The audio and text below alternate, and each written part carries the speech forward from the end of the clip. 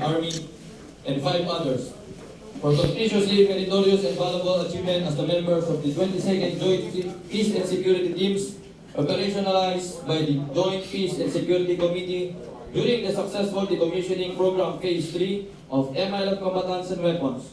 Their leadership and commitment were vital to the peaceful decommissioning of 1,304 former MILF combatants and the turnover of 2,100 assorted high-powered firearms from 26 August 2019 to 03 September 2023. Moreover, the presence and efforts were instrumental in the upholding security and sustaining the stability of the identified conflict-affected areas in Maguindanao del Sur, Maguindanao del Norte, Lanao del Sur, Lanao del Norte, North Cotabato, and Sultan Kudarat. As true ambassadors of peace, reconciliation, and national unity, by these achievements, the following personnel earned distinct credit and lasting honor not only for themselves and their unit, but also for the armed forces of the Philippines. By command of Lieutenant General Navarrete, Official Colonel Montano B. Almodovar, General Staff Corps Infantry, Philippine Army, Chief of Unified Command Staff. Signed, Lieutenant Colonel Filipina P. Abraham, Finance Service, Philippine Army, Command Adjutant.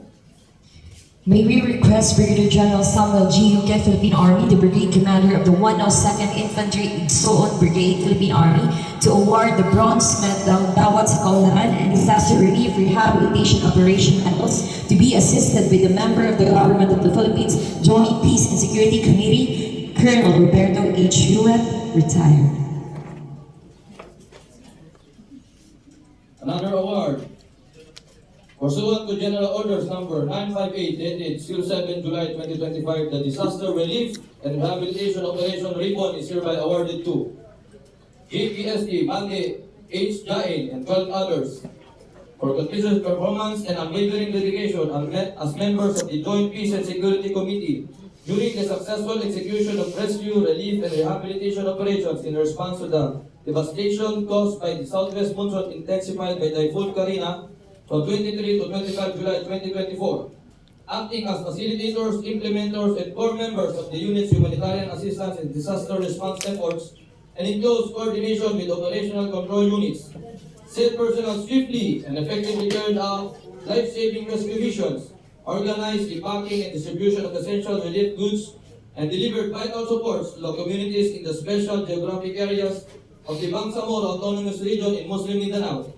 By these achievements, the following personnel have immeasurably contributed to the overall mission of the Philippine Army in winning the hearts and minds of the people, thereby earning distinct credit and honor not only for themselves and their unit, but also for the armed forces of the Philippines.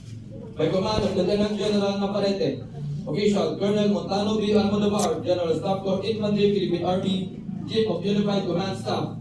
Signed, Lieutenant Colonel Filipina P. Abraham, Finance Service, Philippine Army, Command Adjutant.